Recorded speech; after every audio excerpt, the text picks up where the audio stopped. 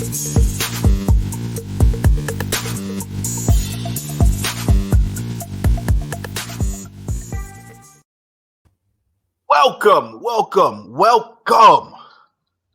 to another installment of Tag Me In, where the triple threat brain trusted tag over the good, the bad, and everything in between in the world of professional wrestling. I, of course, am the unofficially official Lit Dizzle, joined with none other than the Demon King himself, the less than stealthy unicorn from the dark side of the IWC, Scoot Balor. I have been summoned by Lip Dizzle to give y'all these takes on AEW and AEW related things. True that. So what's up, everybody? You will be blessed, of course, by the Demon King's presence. So feel fortunate. And of course, ladies, he's somewhere lurking around here. I guarantee it. The heartthrob of the IWC. He will make his presence known, and your hearts will soon beat. Jaeger, bombastic, so fantastic that if he didn't have Loki on a leash, he'd probably have your ass strapped to that. Ayo. But he'll get here when he gets here. Trust me. Dynamite. Finally back on Wednesdays for the time being until something happens. Yeah, it's been trying to cover everything. Yeah, I understand. I gotta understand. Scoot pulls double duty over the weekend because he does Less Than Stealthy Ninjas. So he has to stream. Then they do their podcast. So he's here burning the candle at both ends. And then on top of that, you see the face paint all Halloween. He's been doing it all Halloween month. Sorry, he's been doing this. So this is the coup de grace, pun intended. That's funny because you say coup de grace and then they save the best for last because the lady summoned. Here he comes. Right? He just took the coup de grace away from me. I thought we were doing another video, another like startup for NXT for AEW, and then I realized there wasn't a link being sent, so I was like, "Oh, let me hop back in."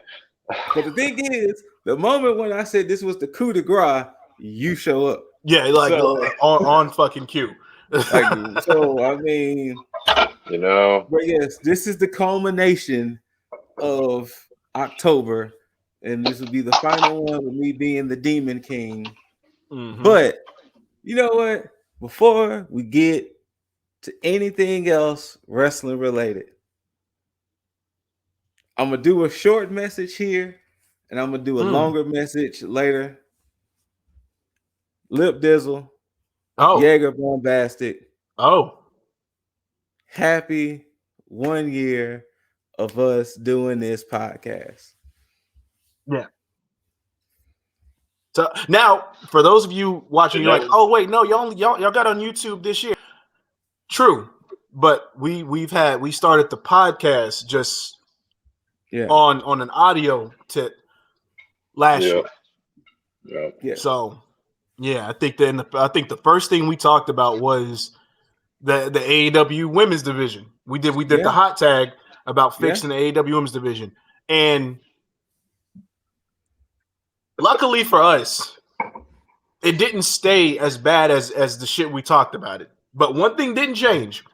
One thing did not change.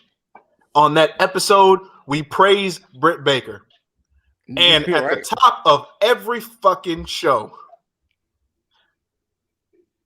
we had Britt Baker endorsing the Tag Squad. So it's almost in a way it's come full circle. So I don't know. It definitely has. Yeah, and you know what? Again, another shout out to Dr. Britt Baker, because just having the time to actually talk to her, she's just fucking awesome. She is Yes, fucking awesome. she is. And I mean, you talk about one of the nicest people. Granted, she plays one hell of a heel, but Yeah. she couldn't be more appreciative of the position that she's in. And yeah, I mean, I can only speak highly. I don't think we've ever even spoken anything bad about her. And I mean, that wasn't as a bias or, intentionally done. It's just the fact that that's just how it's been. So yeah, we saw a year ago where she should have been at, and to see what we said, it has came true. But not only came true, but she's doing a fucking amazing job at it. absolutely. So yes, but Dizzle, Jaeger, 1 year down, many more to go. Oh yeah. And just be on the lookout, because 2022, we in this bitch. Yeah, because I have a feeling that we're gonna end up pissing a lot of people off. We here. Hey, we bring here. Bring it. I'll pull out the Glock. Anderson. I got the mic in my hand to let y'all know we here. We in this. Matter of fact, hold on. We in this bitch. You said, let me get up close and personal. Here. We are here. It's good. Where are we? With it. Jump on the bandwagon now. Jump on the bandwagon now. But with the congratulations to ourselves and the praise to Dr. Britt Baker, DMD. Scoop, we got any scoops? You know what? I have a very interesting thing dealing with AEW, and mainly because it's dealing with Eric Bischoff. Eric Bischoff been popping shit about AEW as of late.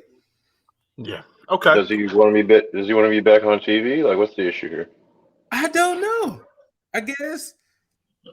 So one story had to deal with, I guess he wasn't feeling Tony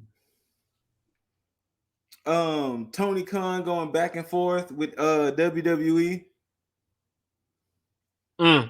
So in one interview, he said, keep in mind, for all of you people that are out there who are focused on ratings and demos, nobody is putting anything into context. The wrestling audience wants there to be a legitimate Monday Night War version 2.0 so badly that they all participate in cosplay competition. To come out and predict that AEW was going to defeat SmackDown on FS1 was a bad choice. SmackDown delivered somewhere under 800,000 viewers. AEW just delivered 600,000. Not a good look. It wasn't slightly. It was It was to the tune of 30 to 35%. That's not insignificant. Even more so, that all happened on Fox Sports 1. Tony Khan's tweet didn't do AEW any favors. So I'm gonna let y'all react to that first. I mean, there's really not much to react to, because there's too much evidence that basically takes everything that he's saying as fucking horseshit, because Eric Bischoff's a smart man. He knows better. He knows that Tony Khan never expected to beat SmackDown. He even stated that. He knows that Tony Khan didn't ask for Monday, Wednesday, Friday night war. He knows he didn't ask for that, because everything Tony Khan did was, in a sense, to just promote his show. He didn't put his show on Mondays, not because of WWE, because that's a conflict of interest, because he has ties with Jacksonville Jaguars. So there's that. 2, he put his show on Wednesday when NXT wasn't on Wednesday. WWE put their show up against AEW at the same time slot. So there was that. Yes. He took Rampage, put Rampage on after SmackDown. Same day, but after SmackDown. Yeah, so there's that. Nothing in there says Tony Khan is looking for a fight. And so Eric Bischoff knows better. This just tells me that he's just looking to garner some type of attention to get people talking about it. So for me, it's hard for me to even, and I'm giving it more time than it needs because I feel like it's almost like troll Bischoff. Okay. That's what I get from it because it's him just trying to get more attention. So, hey, it's Loki. And there's Loki. Hey, it's Loki. Speaking of people that want attention. So yeah. What? That's ladies, my take on it. All right. Ladies, if you want to be held like that, name is scrolling at the bottom. Jaeger Bombastic. If you want to be held like that, he's got the leash on deck. Held like that. Yo. Yeah. Hey, I mean, if you're into y'all it, the gun show. into it. He's showing y'all the gun show for a reason. He's letting you know he got the muscle. Oh, you mean like these things here? I mean, like that, or like anyway. You know. What you got on that, Jaeger? What you got on that with that first? Because there's a second part to that.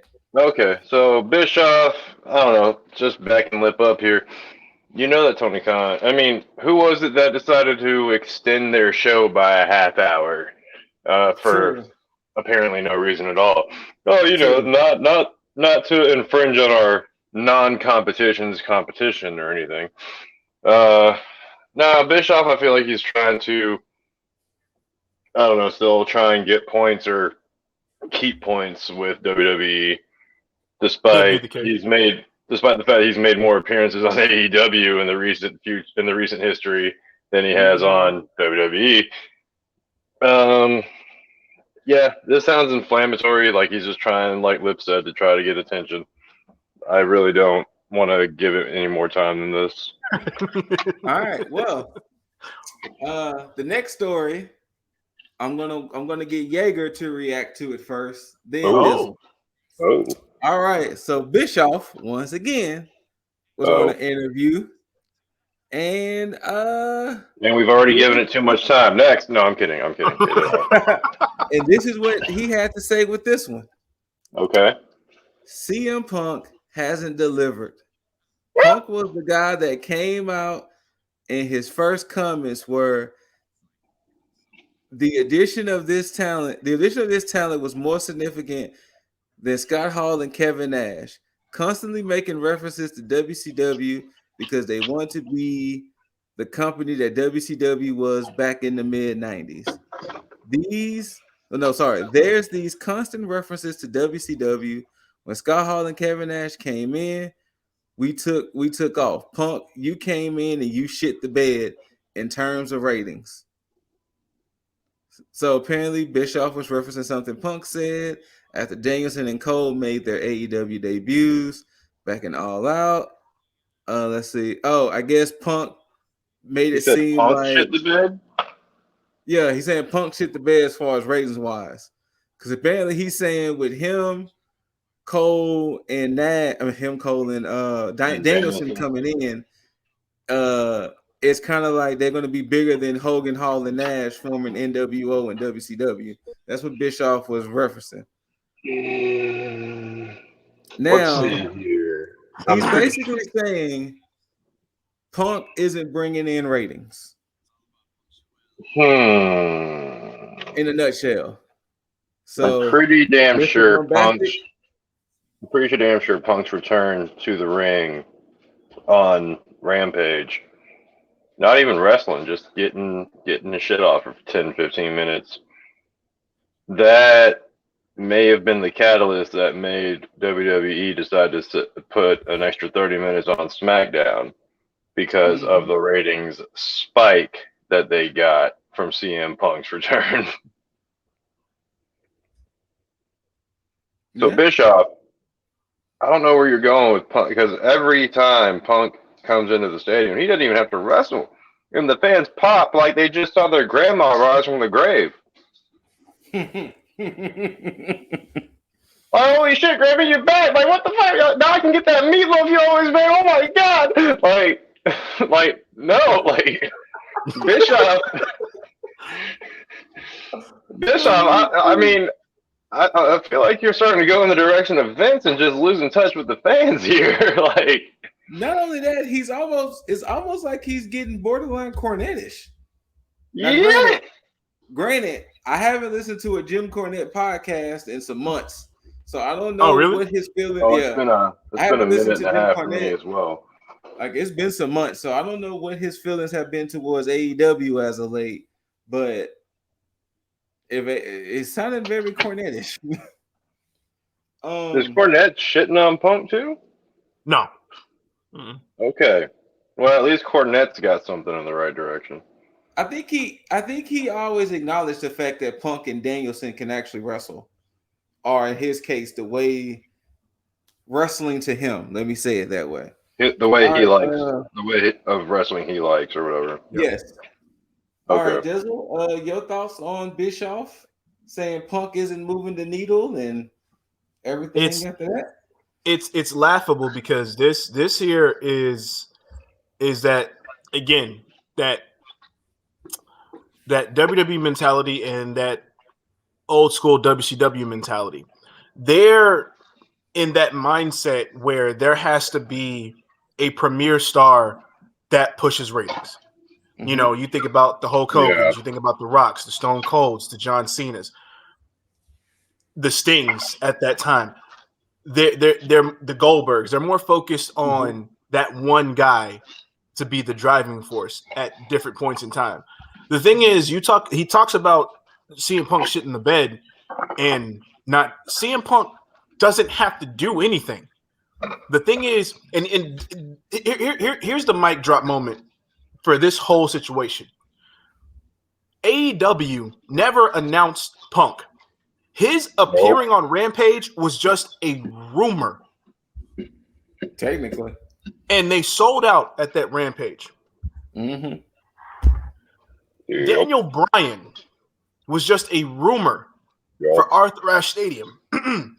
They didn't even have a match card for Arthur Ashe Stadium. And it sold out. Mm-hmm.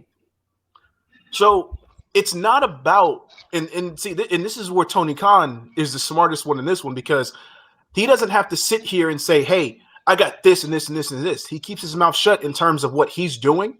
He'll talk shit with the best of them in terms of just being very trollish. But when it comes to his business, he's very smart.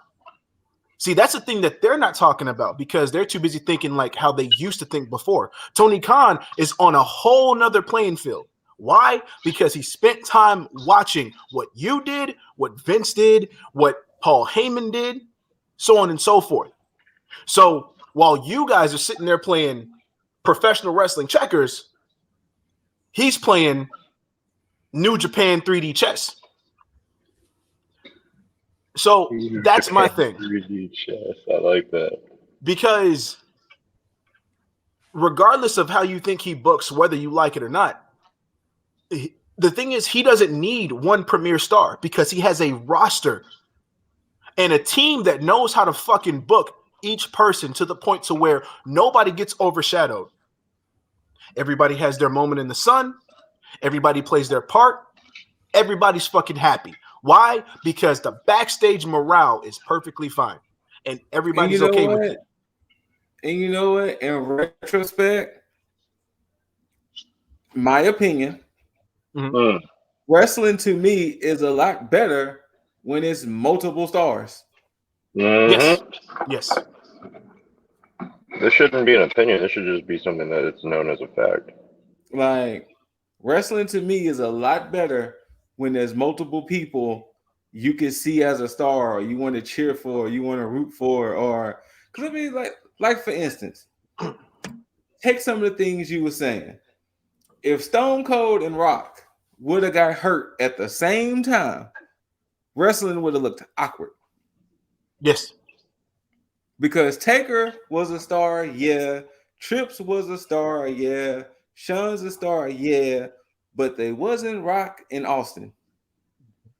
They wasn't beating up Vince every week, or, well, in Austin's case, he wasn't beating up Vince every week. You know what I'm saying? So if Austin would have like got injured during his whole McMahon angle, what would have happened? Yeah. Rock doing Rock things. Well, Rock showed us what happens because Rock went to Hollywood and it was like, damn, we are missing something. That was during the alliance shit. We are missing something. Something is missing. And the funny thing about that whole situation is the irony in it, because they sit there and they talk about Tony Khan. They say, Tony Khan, you know, stop talking and worry about your wrestling show. Mm-hmm. He's worried about it. The problem with that is that you guys are mad that he's not doing what you guys would do, because of course if it was WCW or WWE back in the day and they had somebody like CM Punk who had a fucking ratings draw, who everybody wanted to come back, you would push him to the moon.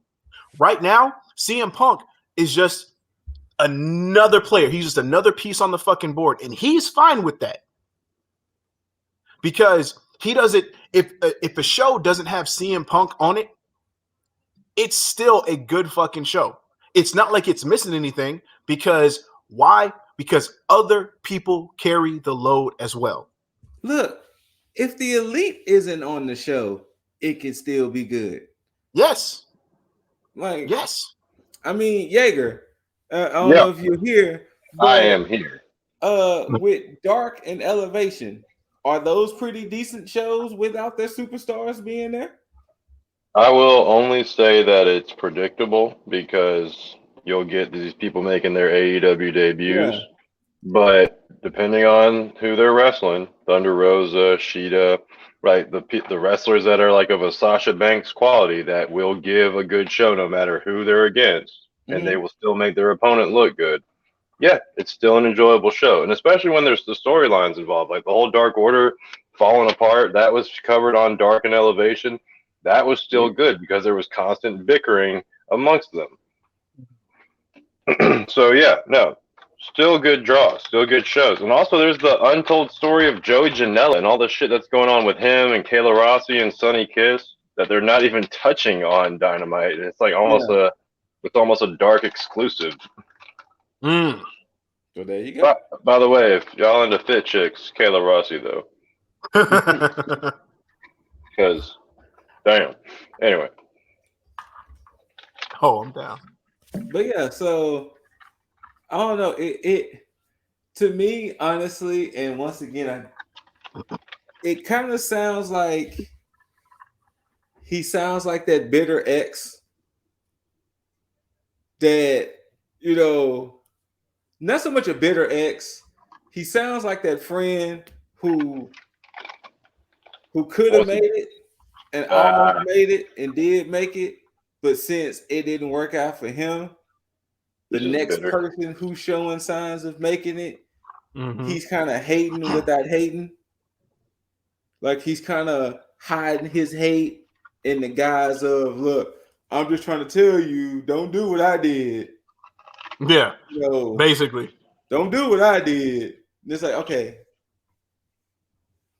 It's like, nah, I got it. I'm good. You know, so you're like, no, don't worry, bro. I won't. But hey, we will see what happens with AEW. We will see what happens with wrestling in general, especially come January 2022, when the Ring of Honor people are up for grabs. We will see. And also Kevin Owens. And also Kevin Owens. And Johnny Gargano.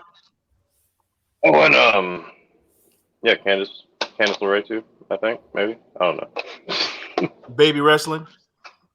Oh yeah. January is gonna be an interesting month. Yeah. Yes, it will. We got anything else on the docket, Scoot? Nah, that was really it. Since we talked about everything on the other show, so you got to watch the other show to catch the other news. That's a perfect segue then, because since we already talked about CM Punk, that's who opened up the show. Punk and Fish. Kind of continuing on, well, not continuing on, starting up the beginning of this potential, probably long-running feud for Punk. Now, the match was okay. I don't want to say it was the best. You know, you can kind of tell Punk is still, you know, getting his bearings together, trying to get those calluses back.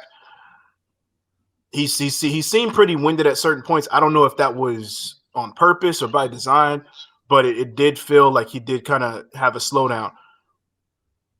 But once the match got going towards the end and the selling came into play, it did get better.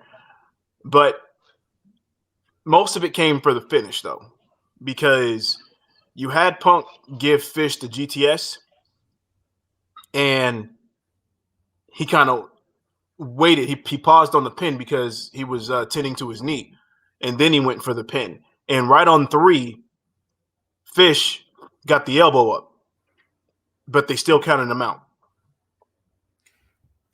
Okay, I was mad confused with that because in my head, I was like, was that done as on purpose, on accident? Is they gonna try to make a story out of that? Because Fish clearly kicked out. Yeah. That's where when he kicked out, I thought that he got the elbow up, and I thought they were going to continue the match. I was like, wow. But when they rung the bell, I was like, I immediately went back to where he stalled on the pin, and I was like, okay, this is a way to make Bobby Fish garner for another match with Punk. So I don't know. I think, and you know, it's funny because they talked about if we think about the list that Khan had of like the Full Gear card, and it had Wardlow. I think it might end up being Fish and Punk at Full Gear potentially. Now I could see Wardlow and Punk, but as far as a build up to now, they'd have to do a lot, and I think this makes more sense to be on Full Gear if they're going to go that way. So, because they got what, 4 weeks? Nah. Hold on. Full Gear is, so we got this week with Rampage. We got actually Full Gear is in 2 weeks. It's on the 13th, right? Is it? Hold on. Yeah, so we got 2 weeks. Yep, that's what we got. Yeah, we got 2 weeks. Well then, yeah. So I don't see how you're gonna make a build that quick. So I think this is what we might end up getting. Maybe. I mean, AEW is known to have about good 8-9 matches, 8-9-10 matches on the card. So, I don't know why this suddenly rushed back to my head, but because we just brought up Wardlow. But Wardlow was on Dark, as was Adam Cole of all people. Yeah, I did see that Adam Cole was on Dark.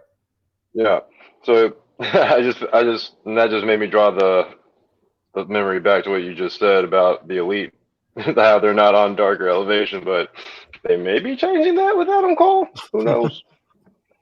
Well, wasn't Bryan Danielson on Elevation or Dark?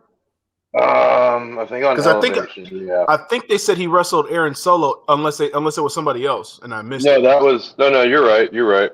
Okay. So I think they're just trying to build up their numbers, having them wrestle maybe a couple times throughout the week. I like the fact that they're making them, like, especially Bryan Danielson, having them wrestle, because that's a nice way to get more wins on under their belt. Yeah. I.e., Abaddon with 22 wins and 2 losses or something like that. Mm-hmm. So yeah. Abaddon just creeps up on you like that, I guess.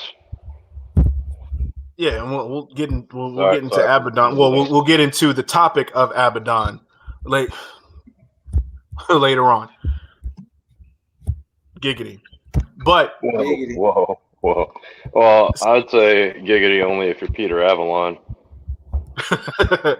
Sorry, that's a BTE reference, and apparently he's got some eyes for Abaddon, and that boy might be in trouble.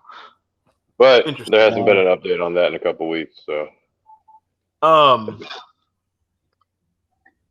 CM Punk wins with the GTS, obviously. Sorry to get off topic. No, you're on topic because it all goes hand in hand. It just Abaddon. Abaddon. But yeah, so we get from there, and did we jump right into? Yeah, I think we did jump right into MJF and his match with Bryce Donovan, the Boston local. This match, That poor man. what, seconds, a minute? It couldn't have been minutes. I know it wasn't minutes. It was either a minute or seconds. Yeah, this is more so for his promo and the return of one Darby Allin. MJF, I mean, what more can you say about the promo prince? I don't want to say promo king. I want to say promo prince because it sounds better. But the promo prince, MJF, ran down the town. Obviously, ran down Bostonians, ran down their women and their moms. I don't know why MJF. Go ahead. And the moms. Yeah, saying they the way they talk when they're fornicating with MJF, harder. Oh yeah, harder. Yeah, it just reminded me of the movie Ted. Just him trying to like recreate that whole bit. Like Seth MacFarlane. For those that don't know, it's just Seth MacFarlane just doing a bad Boston accent. Yeah, or or another version of Peter Griffin. Yeah, pretty much. Or his best Mark Wahlberg. I'm not sure which one it is. Yeah. Either or.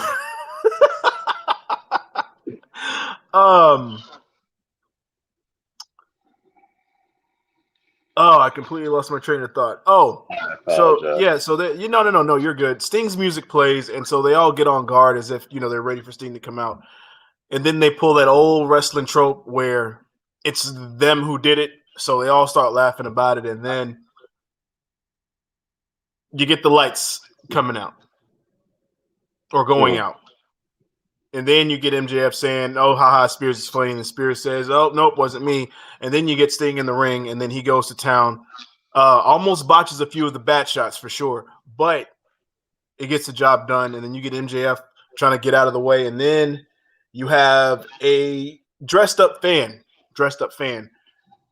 quote unquote, turns out to be MJF. Bless you. His face was wrapped up, and he's wearing a trench coat, and he almost looked like what's his face from? I know I say what's his face from Doom Patrol. No, let me look that shit up. What, Robot Man? The Robot Man? No. Oh, never mind. He doesn't wear a trench coat. Well, he wears it's almost like a bomber trench coat. Yeah. But his face was wrapped up regardless, like that. So. Oh, that guy. Yeah, I can't remember his name for shit. But regardless, Darby Allin has his return, which I knew it was coming. I mean, it really had no choice. It had to happen sooner or later before Full Gear. And you get Sting and Darby running off a good 3/5 of the Pinnacle. And Darby gets on the mic, says cut the music. MJF, Full Gear. Simple as that. Pretty sure MJF accepted in one way or another. And so now we got that match. MJF is winning that, as far as I'm concerned. Oh, you think so? So check this out. Because is this your official prediction as early? Oh, are we doing these already? No, we ain't gotta do these already. But MJF's promo was very in your face with the whole Dynamite diamond ring, trying to make things come full circle, saying, the same diamond ring that I beat Hangman Page with said no matter who wins, Kenny, Hangman, I'm the future champ. I said one of two people are going to take that title off of Hangman. Miro, MJF. And then I also stated that Kenny losing this title is going to mark the end of a lot of these long title reigns. Hangman is going to get some months, 6 months at the most with this title when he wins. That's all? So, oh yeah. That's the thing. You give the fans what they want. And then you have the most hated person in professional wrestling to take that away from everybody. Makes sense. And then you garner more praise for Hangman because you want him to chase that title, to take it off MJF or somebody else. Either way, you want MJF to not have that title. Keeps things fresh. You don't have Hangman overstay as welcome. I want MJF to keep that title. Yeah. So then it becomes a thing. Who's going to take that title off of MJF? So anybody that goes up against him, everybody's rooting for. You could make a new superstar just based on whoever MJF faces. All they got to do is go on the ring with him. He can do whatever he can to keep that title, and that's it. They don't even have to beat MJF. He could look. You have a star making machine in MJF because everybody's going to hate him anyway. Period. His parents hate him. Kayfabe. So No, man. I feel like when you have a spoiled kid, you just got to hate that little shit. I mean, it's true. Hey, it's their fault though. If that's the case. It is. But, it is their fault. So let me ask y'all a question. Mm-hmm. When the inevitable happens, how do y'all think MJF will be as world champion? He ain't gonna change. It'll be the exact same MJF that's boasting about that ring. It's not gonna matter because here's what's gonna happen. MJF is gonna do pretty much what Ric Flair did. Okay. With the NWA Championship. Ric Flair was the snarky, pompous, I'll make money, I get all the girls. My life is up here, yours is down here. Isn't that what he already does? Exactly, but that's the thing. This is the modern day. I don't want to say Ric Flair. This is that modern day heel that you have right here. To the point to where regardless of him having the title, he doesn't have to really do anything with the title. He just has to have it. That's it. But there's no double-edged sword. He doesn't, regardless of what happens, he always wins. Because if he has the title, he's champ. The only thing he can do on the opposite side is to make you respect him in all these other matches, like Ric Flair did. Mm-hmm. Yeah. So if that's the case, his stock can only go up. It can either do this or it can do this. Either way, he does not decline. Okay. Because at the end of the day, you will always need one hell of a heel and somebody to root for as your baby face. True. There and yeah, MJF. Okay. But from there, God's favorite champion will beat him, and then we're gonna have Hangman versus God's favorite champion, and then Hangman's gonna do too many buckshot lariats and then break Miro's neck, and then he's gonna go back to wondering why God gave him such a weak neck, and then he's gonna be, why am I so forsaken yet again? And then Lion's gonna show up and be like, the fuck is wrong with you? I don't know. I just went off on a tangent there. No, it's okay. we get the TNT Championship match. Sammy Guevara defending his title up against All Ego Ethan Page. Good match, but we knew what was going to happen.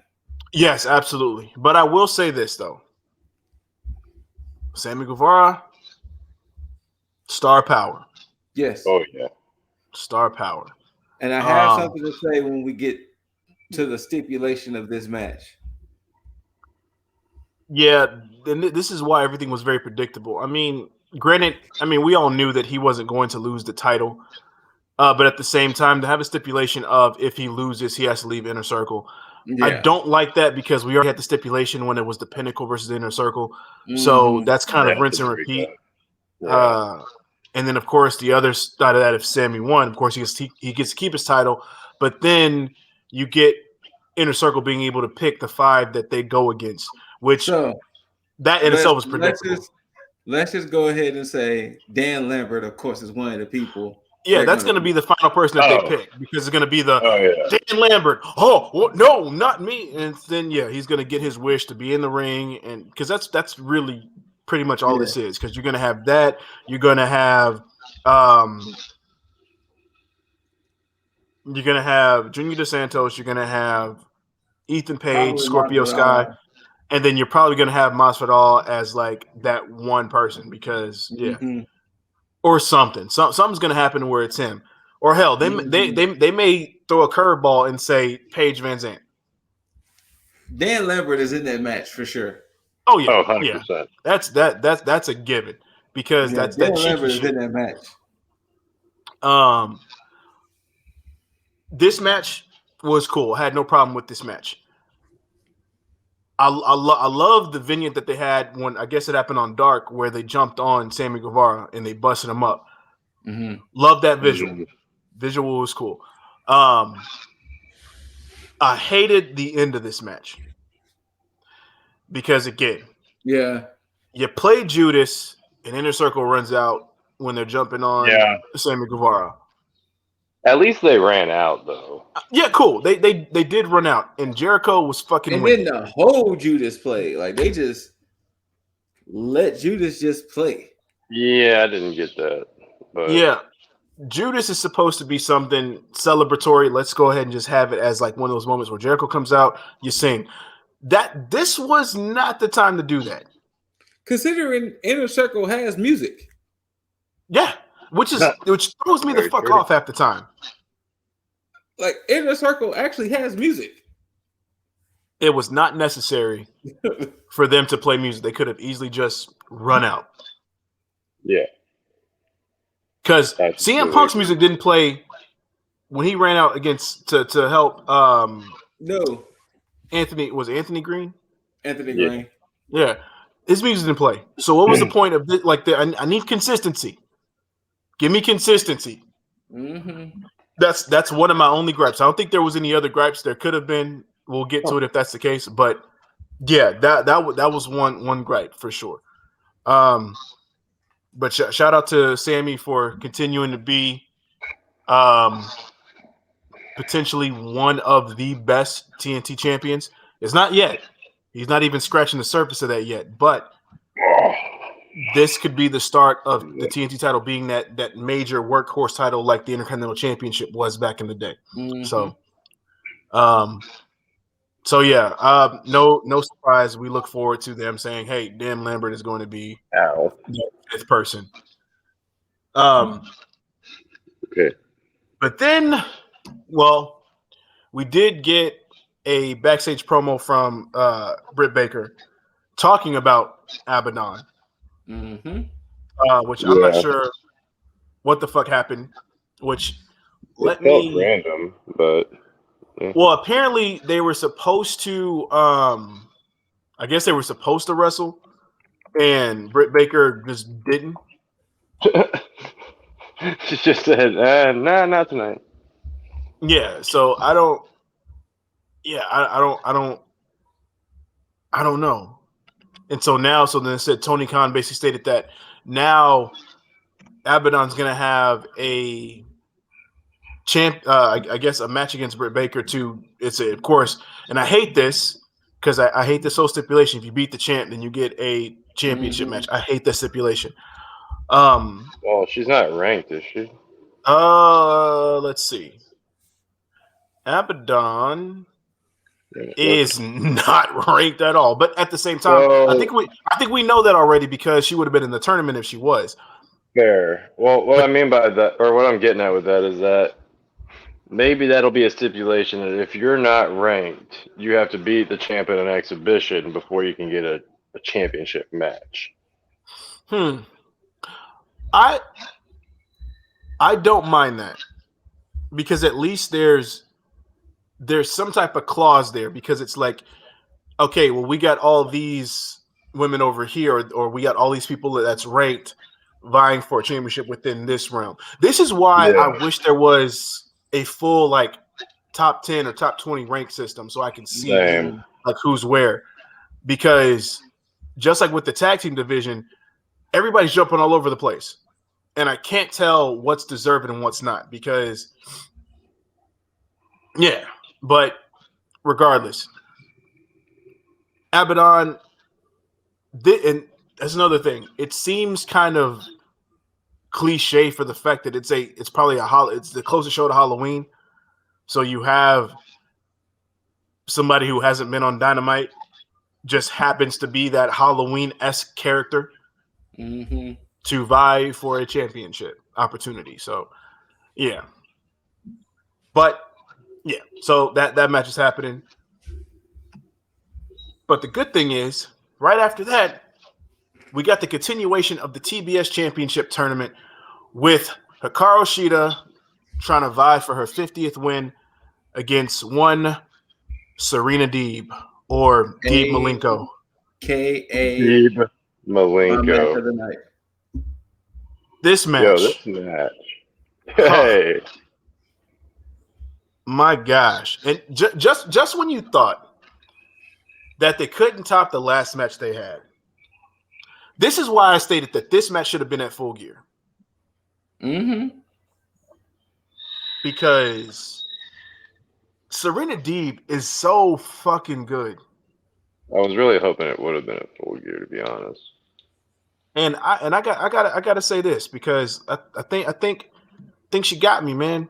Serena Deeb, though. Yeah. For real, though. You know, honestly, I kind of wish he would have won this match. I was thinking they were gonna go that direction, just because it just would have been that one thing. Because what I would have went with is like, okay, well, no, because I can't see her going against Nyla Rose and losing.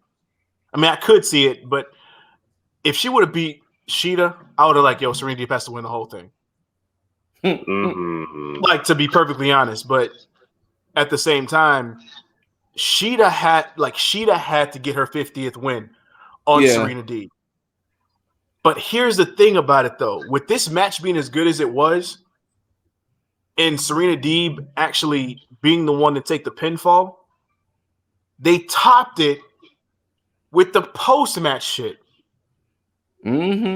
Because now there's no telling if Shida's going to even be able to continue on through the tournament. Oh, I didn't think about that. Which means that Nyla Rose a bye.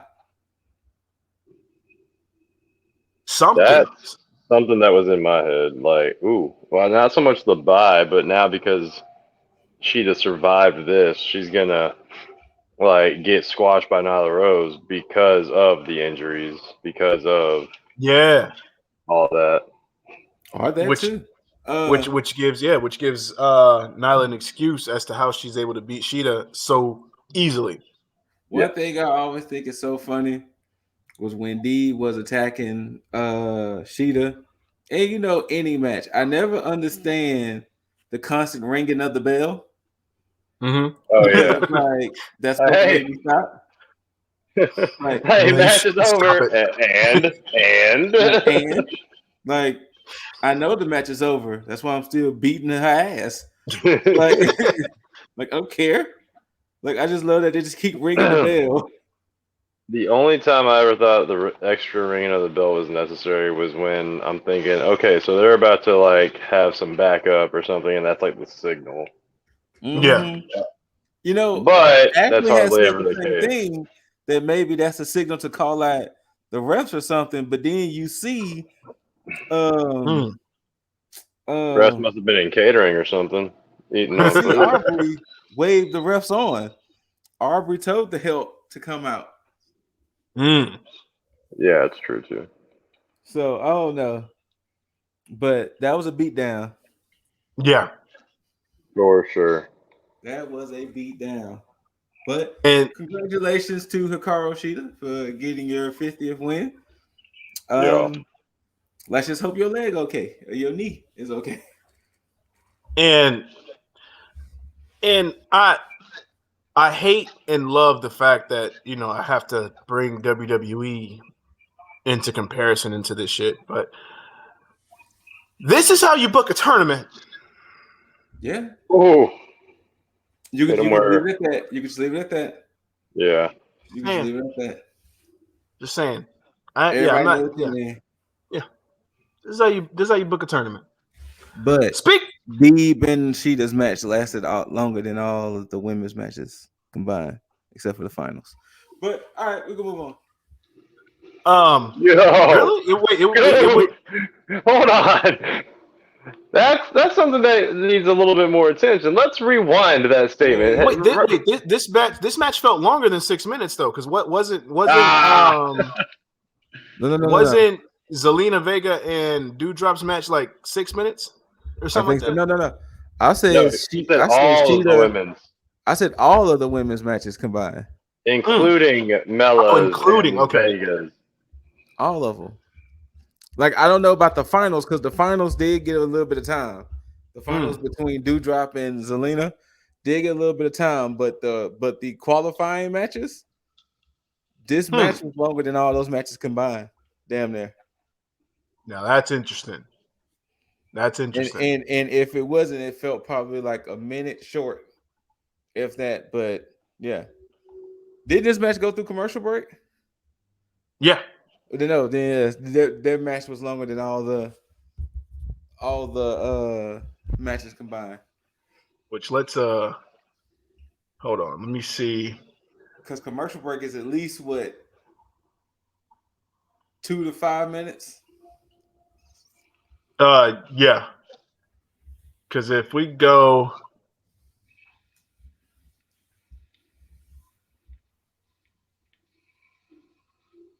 Okay, so if we don't even just go from the bell.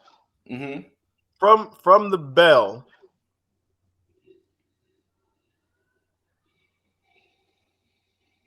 Let's see.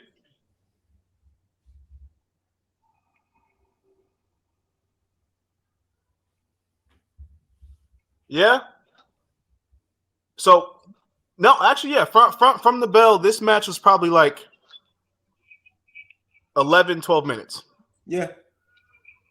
This is probably longer than the whole tournament put together. To be perfectly honest. That's sad. That's a damn shame.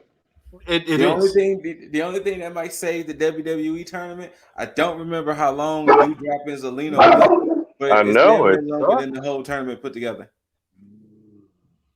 Loki did not appreciate that. Nor should he. Nor should he. Again, congratulations, Cheetah, for your 50th W. Oh yeah, absolutely. Because I mean, she deserves it, but at the same time, Deeb deserved it too. Deeb, she's gonna get somebody's title. Yeah, and then she gonna kick somebody's ass. I almost thought that her having her hair up when she came out on her entrance was almost like a nod to just wait. All this shit's coming off. Because I mean, that's pretty much the next thing that she could probably do as far as like with this whole like heel turn, because it's been that slow build. Zelina Vega and Doudrop was almost 6 minutes, 5 minutes and 51 seconds. Okay, yep, virtually almost longer than the whole tournament. So, but I'm looking forward to seeing what Serena Deeb is going to end up doing moving forward, because I'm interested in her storyline alone. Yes. But during the process of all this, we end up getting a backstage interview / promo between Bryan Danielson and Eddie Kingston, and they had a back and forth previously, I think last week, where Bryan was talking about Eddie Kingston not being at his level. Mm-hmm. And so this kind of continued that on, where it kind of fired up Eddie Kingston. And he was like basically stating like you haven't been through what I've been through. It's like you say I'm not this, you say I'm not that, but doesn't matter. I got heart. You know. Yeah. Yeah. I'm gonna come in. I'm gonna bring it to you regardless. And so he says, I don't care about what you have to say because I'm worried about what I got to do. So excuse my back. And then he walked off. Yo, when he hit him with "excuse my back," though, yes, I was just like, I'm gonna be using that. excuse my back. Excuse my back. Love it. Yes. But then what happens? Bryan Danielson got to come in and top with some fiery shit. It's like that's the Eddie Kingston that I want. That's the one I want to see in the ring. Because I know you're good. It's like, but at the same time, there's plenty of other people that's been through. There's plenty of people that had it as hard as you, that's had as hard as me. But regardless, I basically wish you luck. But regardless whether it's you, whether it's Jon Moxley, whatever, I'm gonna beat you. I'm gonna beat you. It's as simple as that. Bryan Danielson. Full Gear is gonna be fun to predict. It is, because Bryan Danielson is living his best life right now. Mm-hmm. Because it literally feels like for him, it's a return to form. It's like, yes, it's almost like, I'm back home. Like, yeah, I spent time on vacation. I was having fun over here, but I'm back to work. I like how it was evident that he took a second to think about this promo, or at least what he was going to say. Mm-hmm. There wasn't an immediate response off the top. There was like, hold on a second. Like you saw like the gears working for a second. Yeah. And it's funny because he even stated, he's like, No, I want to say, because I'm pretty sure "excuse my back" probably threw him off for a second. He was probably like, "Oh, that was good." But that's why he kind of rebutted with, and I know you're probably not listening, but it's okay because I'm gonna say it anyway. Oh man, you know what? That might be used. If I remember, I'm like, you know what? I'll say, "excuse my back." But this is what I was hoping for when we came in, and we had our reservations about this tournament and the participants in it. I was hoping that they actually made me feel something, and they did. You talk about Dustin Rhodes, who nobody expected anything from in the match that he had with Bryan Danielson. We talked about Lance Archer and Eddie Kingston. We all stated that Eddie Kingston was probably going to be fodder for fucking Lance Archer. Now, be that as it may, we don't know if he was supposed to win or what happened, but regardless of the fact, he's there. And we already know Eddie Kingston is not beating Bryan Danielson. No. But with everything involved, we're still invested. I mean, either way, the match is still a big man, little man. That's true. That's true. And with being invested, we get Moxley versus Press 10 Vance. Disrespectful. You know what? I'm happy that 10 wore the old mask. Yeah, me too. I was like, man, that badass Bane mask was about to get destroyed. This match quickly turned into, okay, Mox is about to come in and do what the fuck is going on? Because you get this new Mox, you get his tropes when he comes in, coming in to just kick ass. I came to kick ass, chew bubblegum, all out of bubblegum. 5 seconds, I'm in and out, just here to collect the paycheck. Simple as that. This started that way, and then it just, I don't know if it's the GCW in Mox that just said, hey, I got the fuck it in my system. But the disrespect that he showed to 10. 10 is mass. Tearing his mask, biting them. Yeah, he just didn't give a fuck. Giving him the blade effect. I don't know if it was Blade or if look. I If think it was that was Blade, an accident, man, because they were actually looking at him afterwards. Okay, so if it was an accident, then good on them for playing that shit. Like Mox, ring general, playing that shit up the right way to be like, hey, all right, fuck, we're gonna use this. Honestly, since Mox has turned this new leaf, they really should stop calling it the paradigm shift. They really need to. Yeah, they need to stop calling it the Death Rider. Look, they might, because I think we could potentially get a heel turn from Mox. We could be toting that line because look, everybody loves Mox regardless, but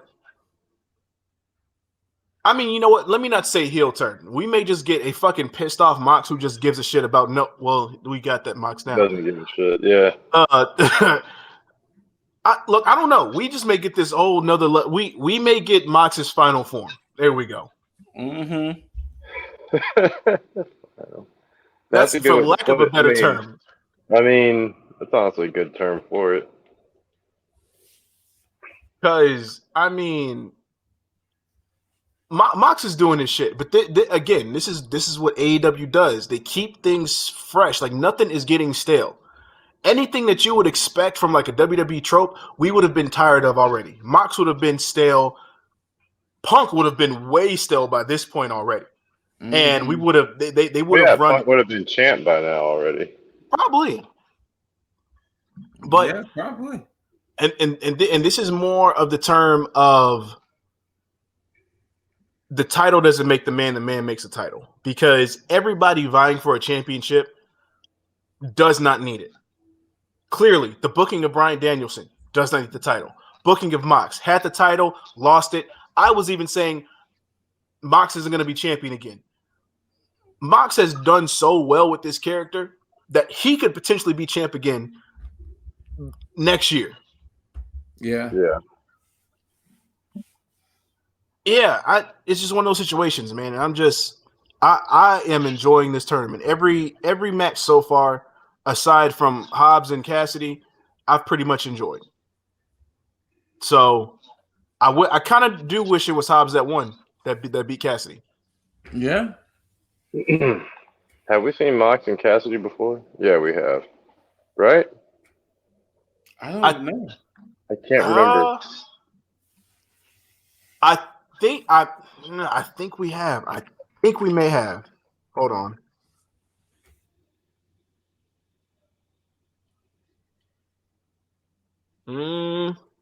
Maybe not. No. Yeah, I don't think we have. No. Yeah. I mean, damn, how have we not seen him before? That's wild to me. AEW, man.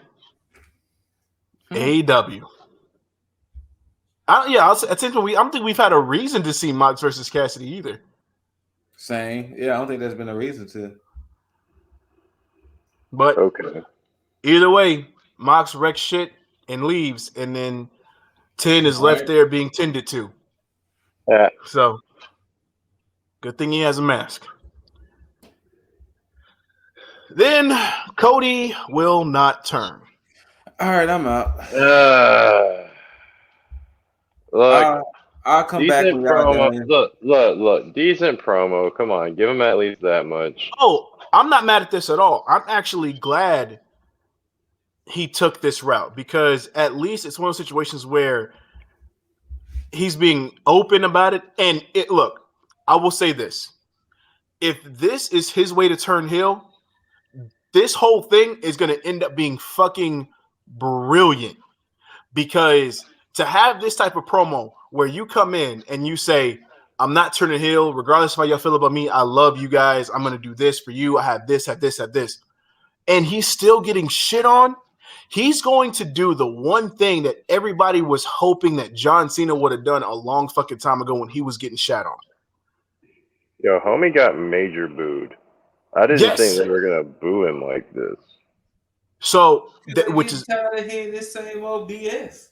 Which is more to my point, which is like if he shits on if he does all this and they're shitting on him consistently, this is probably one of the best slow burn heel turns if that's the case. If it's not, then he's probably going to end up just wearing them all down like John Cena did. So it's either going to go one way or the other. But I really hope it's the heel turn though, because I felt like he threw nuggets out there saying that I could, go back on my word for the AEW championship, but that would be too easy. Then he talked about the whole nepotism thing. Well, he alluded to it, and how I like this approach. I'm just more interested in where it's leading to. And then we get a fine promo from Andrade. His English is getting better. He delivered it. Now I don't know if he practiced it or what, but he delivered it serviceably well. And he hit all the notes. Talking about Cody making dumb decisions. These people don't like you. And he's like, one of your stupid decisions is the tattoo. He's like, tattoo. And everybody popped for that shit. Then he continued to talk about, he's like, yeah, these people don't like you, and that's the difference between you and me because you care. The thing is, they don't like me, but I don't care. And they cheered for that. And it's like, then he said, you come work for me. I'll make you my bitch. Then we get the lights going out, and then we get Malachi Black in the ring, which I wish he would have been wearing one of his suits. I wish he was not in his ring gear. Yeah. Like we know y'all don't hang out in ring gear. Yeah. Because I think not the casuals. It would have been a better look for like the overall. And we all know Pac only owns his ring gear because I don't think he's worn anything else outside of a vignette. No. It's like this is what he eats in, he sleeps in, his everyday. Yeah. That's his business casual and his lazy day wear. Period, point blank, plain and simple. Don't ask him. But yeah, like this definitely was fine when it got to that point. I was okay with it. But I hate that this is probably leading to a tag match. Yes. I would rather either see Cody and Andrade and Pac versus Black, but I don't want to see this tag match. I really don't. And I'm hoping that that's not the case. I hope this is leading off into intertwining feuds where they're just switching opponents. So at Full Gear, give us these two matches with opposite opponents. Pac and Black for a potential match of the night. Cody and Andrade for the nice battle of the suits or whatever. Something. They both do wear white suits. Yeah, you get the effect of nepotism. You get one person who's deemed as feeding off of nepotism, and then you have one who's getting married to someone of the same vein. So, but yeah, that's what I want. But it wasn't bad. I really hope that this is leading to a Cody heel turn because I will continue to say how brilliant this would be if that's the case. Because you talk about being justified in your cause, that's going to be a justifiable heel turn for Cody. Because the best villains are the ones who think they're doing the right thing. And I think that's the play that he needs to take. So, but I do like the line that he did say. It's like, yeah, I put yourself in my shoes. Granted, it was kind of cheeky. He's like, yeah, fuck it, I'm gonna throw my shoes at y'all, you peasants. Like, here, literally, go put yourself in my shoes. So, but we get from there to our main event, the Dark Order versus the Elite.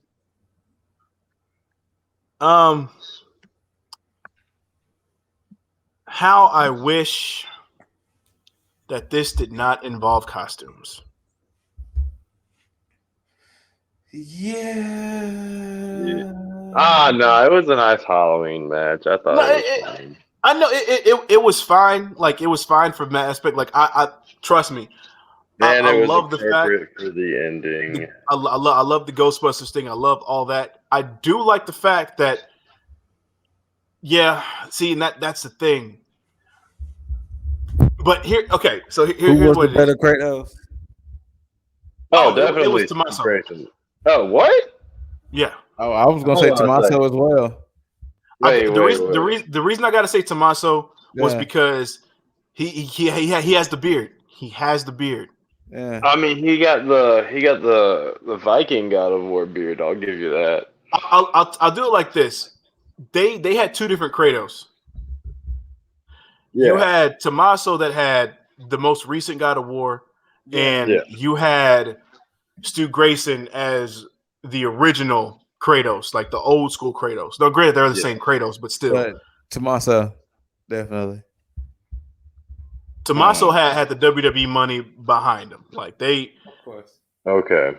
I mean, I feel like they were planning this. Yeah. Yeah. Okay. I just wish that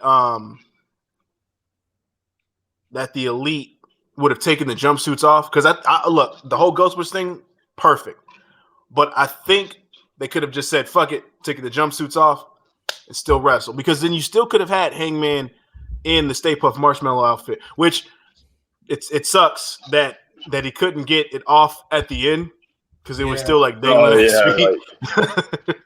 You know, I really want that Ryu and Adam Cole shirt. It's just too expensive. Yo, how much $40. $40 for a shirt, man. Yeah, it's a nice shirt. It's Ryu throwing a Hadouken and Adam Cole doing the knee. And it's a nice looking, like his shirt is better than the CM Punk one, but Jaeger's right. It's like $40 and it's like, like I love you, fam, but I don't love you that much. Yeah, I really do want that shirt. Because maybe I wasn't. Maybe like I said, because CM Punk's has Byrog and Vega, but Adam Cole's and Ryu's, that's a way better shirt.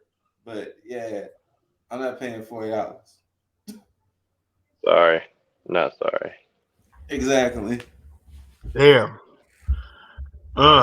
Sorry, not sorry. I mean.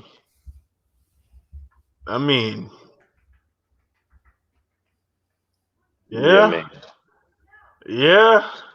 However, I did get that Super Click shirt and the Kenny Omega with the Dragon shirt. Yeah, I still need to order my Super Click. I still need to get me one. I think that's gonna be my second AEW shirt. It's gonna be the Super Click shirt. Yo, that Kenny Omega with the Dragon though, that's like a quiet shot to him and Bryan Danielson. I like that. Yeah, it is nice though. That jacket. That jacket is drawn masterfully. Which one? The Cole and Ryu. The jacket? The jacket. No, his jacket is just drawn. Very nicely on him. Like, yes, that shirt is fucking amazing, but I was like, not for that much money though. Yeah.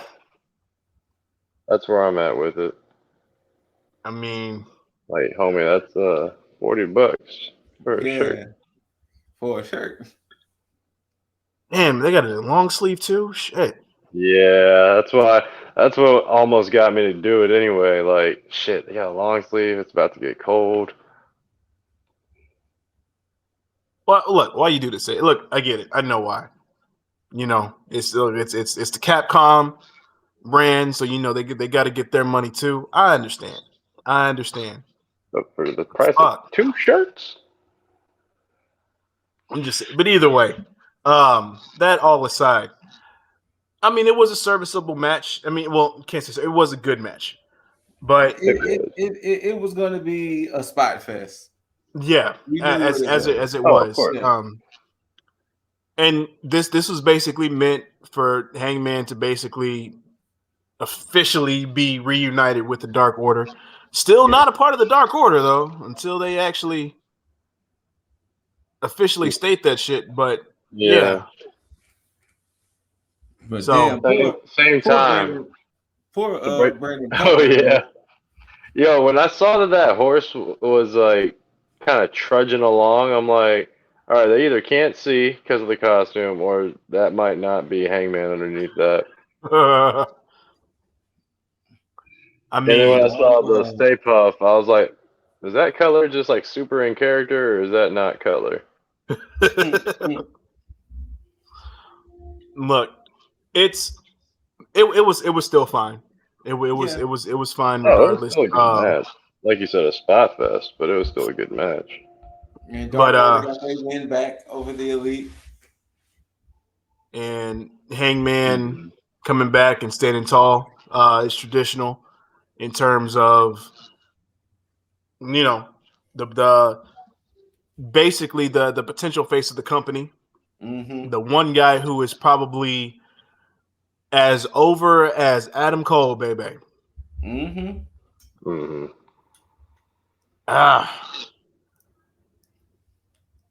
Almost hate that we didn't get Adam Cole's entrance. Right? They did give him the boom, but yeah, we didn't get the entrance. You know who else got a boom? Johnny Hungy. Right. Which that's another look. That's gonna be one of your future TNT championship TNT champions. I can see that. Yeah, I can see that.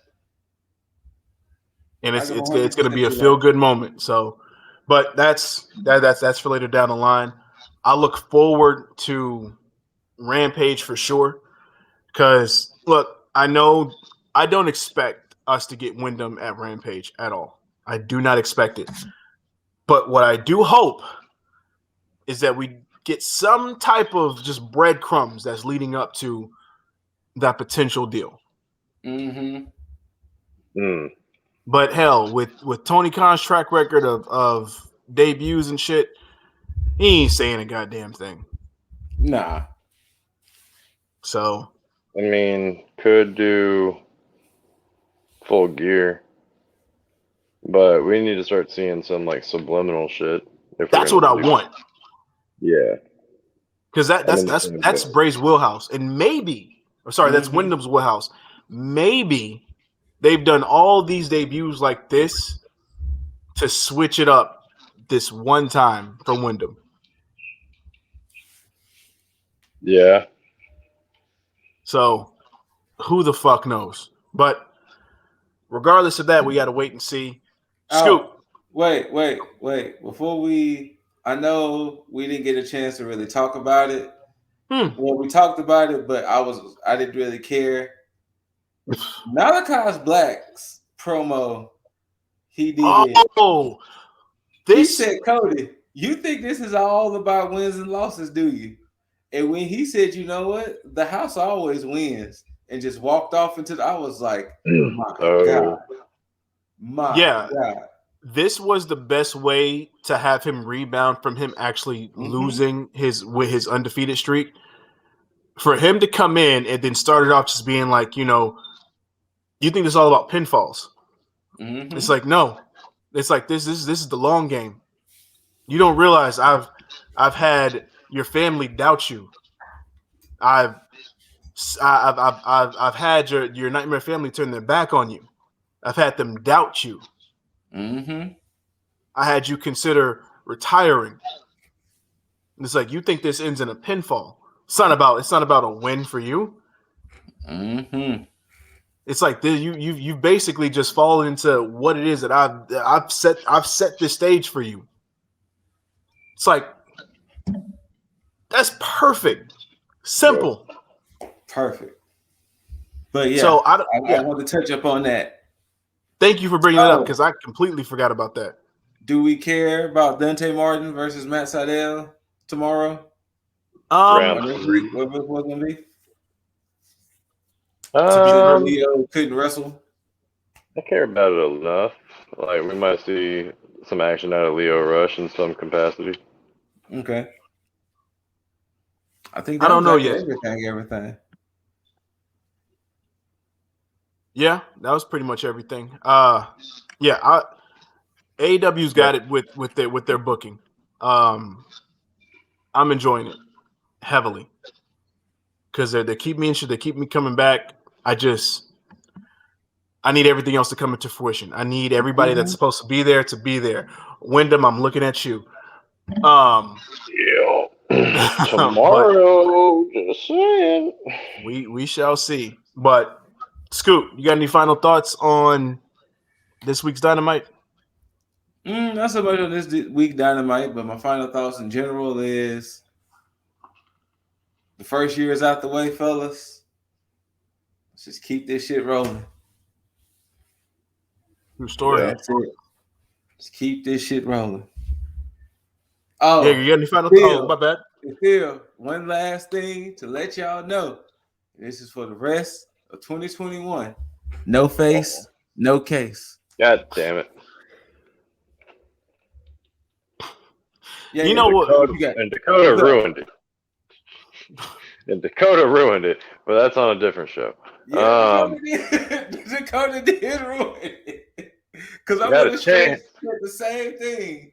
No face, no case. I can see you too doing it like, I mean, we don't know who that was that just attacked Raquel. And then, oh, well, now we do. Like, shit, I completely forgot that she did show her face. But fine. A year in the books, man. I didn't know if, not to say anything about previous projects, man, but eventually people just fall off, and we've stuck with it for a year, and I mean, shit, here's to many more, guys. Yeah. Absolutely. As far as AEW goes, just keep doing what you're doing. Yeah, keep AEWing. Yeah. Please keep doing what you're doing. Keep AEWing. What about you? What about you, Mr. DJ? I will say this on the whole no face, no case thing. If it turns out that these guys were not that were not the pinnacle, I will mind completely blown. It would be funny if they got some Hollywood stunt doubles or some shit. Same build. If they were setting this up to push some new potential heels or to take a potential stable that's already established and flip them to feud with Darby after all of this. That would be wild shit. That'd be a nice little swerve, but it's the pinnacle. But regardless, AEW, fucking AEW, man. I can't wait for Full Gear. I can't even wait till we see this whole card, and then we can give our predictions because I have a feeling that something will be coming back. Something will be coming back. I don't know what you're talking about. Yeah. I don't know, man. Just some things might just be lost and then found by others, you know. That's a nice it's not that's a nice way to spin that. I like that. Yeah. I don't like it, but I like it. I don't like the idea of it, but I like the way that it was phrased. I'll say that. I'll take it. But yeah, I mean that's pretty much it on my end. I think I've ran my mouth enough on my opinions on this shit. But as far as tag goes, again, we are gonna piss a lot of people off. So drink your water, boys. Yeah. And ladies for Jaeger, don't get too thirsty. Make sure you stay hydrated. Hey, I got Gatorade over here. Y'all can come over. Get your electrolytes, ladies. It's gonna be a long night. But Scoot, where can these mother effers find you? Ruling over my demon kingdom for tonight. You know, I was summoned to be here, but in my mortal form, you know, you can find me. Just scroll by Instagram, Twitch, YouTube, all of that at TheScooterRay. when I'm in my mortal form, but when I'm in this demonic form, you don't want to find me. You don't. Shit gets real. Shit gets real when I have to come off the scouticle to, go into the demon realm. The whole things happen. So no, you don't want those problems. You don't want those problems. But you can find me also in mortal form with the Less Than Stealthy Ninjas. Shout out to Boss, Aranya, and Zert. We got multitude of things happening. We got podcasts, we got streams, all of that. It's the same platforms: TikTok, YouTube, Instagram, Twitter, Anchor, Spotify, Google, all of that. We're Googleable, as Mr. Deasley like to say. We're Googleable. Googleable. You know what I'm saying? We got projects and shit happening over there, so stay tuned. Stay tuned to both factions, Stay tuned to both. But enough about me. We need to get to the heartthrob of this, for the reason why people truly stay around for all this, especially ladies. You mean Loki over there? Yeah, I was about to say the same thing. Just the way he looks like, word. He's like, I ain't got time for this shit. But if you want to find me and Loki, I get it, primarily Loki. Name's right here. Jaeger Bombastic. Apparently so fantastic. True story.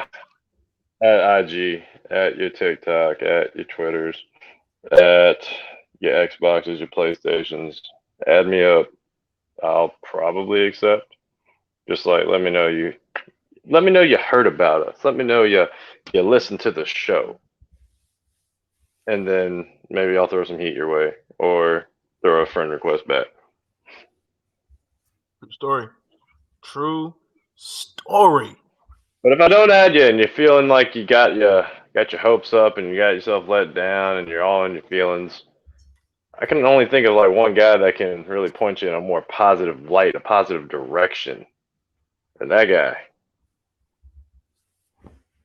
It's possible. It's possible. He can. I've seen him do Charlotte. Yeah, but, he ain't got nice work. But if that's the case, yeah. Lifestyle 1UP on all your podcast listening platforms. But it's also on all your social media platforms. Your IGs, your TikToks, your Twitters, your YouTubes, all that good shit. Googleable. There is no other Lifestyle 1UP, but trust me. It's the only I'm the only one that pops up on that. But Googleable. If you want to shoot the shit, if I pissed you off, if these guys pissed you off, whatever the case may be, bring it this way. Charlotte, Yeah, Charlotte, it could happen. Lip Dizzle. Wait. Quick segue. What if your heat for Charlotte brings you heat with Andrade? What's gonna happen? Is something. Look, I mean, either me or Lip. We're gonna find out that Black Mask is gonna meet his Red Hood. Oh, look. Okay. Well, all right. You can go ahead and keep on going after that. We'll cross the bridge if and when we come to it, but I doubt that's the case. But regardless of the fact, Andrade, my beef ain't with you. But if this is your fight, my friend, you got a long line of people that does not like Charlotte. So I am the least of your worries. That is true. So consider me the final boss. So after you finish dealing with all them, then you can come from me. Because as far as I'm concerned, you can't see it, but the crown has spoken. But either way, Lip Dizzle, IG, Twitter, TikTok, YouTube, all that good shit. Find me here with the TAG Squad. So if you're still here watching this, you already know what it is. Whether you loved it, hate it, don't forget to rate it, thumbs up, thumbs down. Leave all your comments, concerns, questions. Ladies, leave your phone number down there for Jaeger if need be, or hit his DMs for sure. Hit that notification bell for your Jaeger After Dark, Jaeger After Dark Elevations, Jaeger After Dark After Hours, if that's a thing. your Scoot with That's more of your a monthly one-on-one update. time. Exactly. Your hot tags, your tag tier list, your tag me in, just everything tag related. But most importantly, don't forget to just mother effing subscribe. And as I warm this nice hand up, to give it too sweet, you know what I'm a saying? a nice yearly too sweet. You know what I'm saying? Gotta just Bada bam to my bros. But most importantly, I bid you all a lovely adieu and thank you for sticking with us if you have been sticking with us. And until next time, until you see these handsome faces and hear these immaculate voices, tag the fuck it. Hey, this king will keep his ring. Oh, wow. Wow. Oh, man. Out.